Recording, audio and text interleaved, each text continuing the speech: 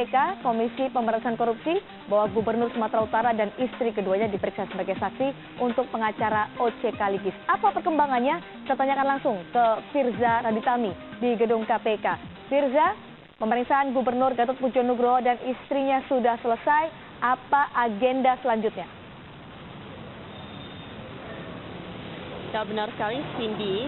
Hari ini memang diagendakan bagi Gatot Pujo Nugroho, Gubernur Sumatera Utara, untuk menjalani pemeriksaan sebagai saksi bagi tersangka OC Kaligis. Dan ini merupakan pemeriksaan yang dijadwalkan ulang oleh KPK karena seharusnya Gatot Pujo Nugroho menjalani pemeriksaan pada Selasa kemarin, namun dirinya menyatakan bahwa pemeriksaan yang dijalaninya pada hari Senin membuat dirinya kelelahan sehingga meminta jadwal ulang pada hari Rabu hari ini.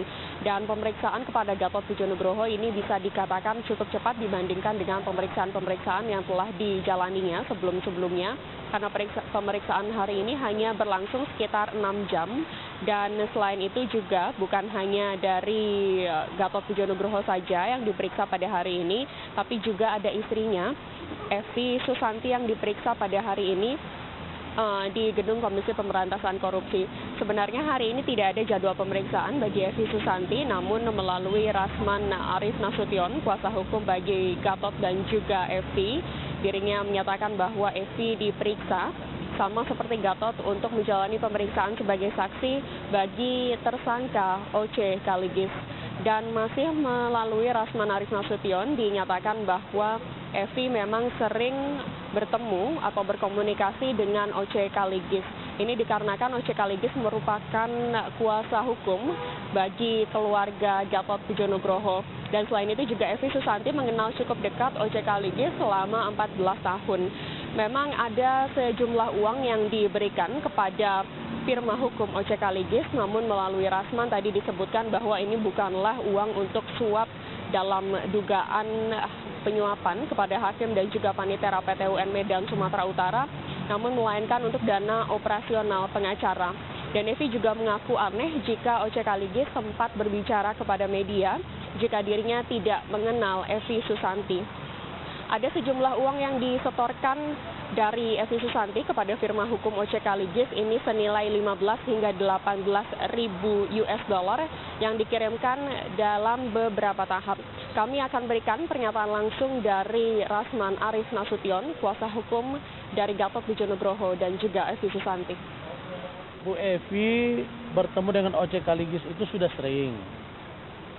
Ya, kalau yang pasti lebih dari 3 kali. Dan sebagai kuasa keluarga, apalagi 14 tahun yang lalu sudah mengenal, maka beliau sebenarnya sudah sering berkomunikasi. Tapi sekali lagi ini dalam rangka lawyer fee atau operational fee, tidak lebih dari situ.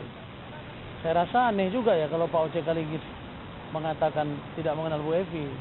Sementara Bu Evi jelas-jelas sudah 14 tahun yang lalu. Kalau saudara baca dari atau dengar atau dapat informasi tentang surat Bu Evi dan Pak Gatot, itu kan terang bahwa mereka sudah berkenalan lama.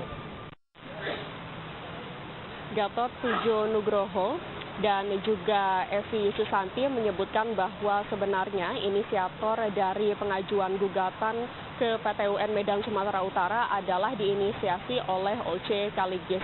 Dan mereka juga menyatakan melalui kuasa hukumnya bahwa menginginkan kasus yang berada di lingkup Pemprov Sumatera Utara untuk bisa ditangani oleh Komisi Pemberantasan Korupsi dan tidak ditangani oleh Kejaksaan Agung. Namun kemarin melalui konferensi pers, PLT pimpinan KPK Johan Budi menyatakan bahwa tidak akan mengambil alih tugas ataupun kasus yang sudah dipegang atau ditangani oleh Kejaksaan Agung. Nantinya KPK hanya akan melakukan koordinasi antar lembaga untuk mengembangkan kasus yang ada ataupun yang sedang ditangani.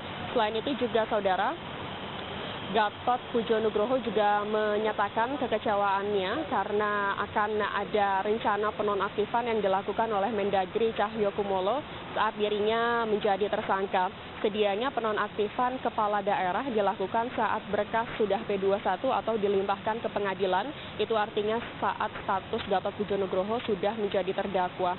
Namun Mendagri Cahyokumolo menyatakan bahwa sedang menunggu surat penahanan dari Komisi Pemberantasan Korupsi yang artinya menjadi surat rujukan bagi Mendagri untuk menonaktifkan Gatot Pujonugroho dalam kapasitasnya sebagai Gubernur Sumatera Utara. Cindy.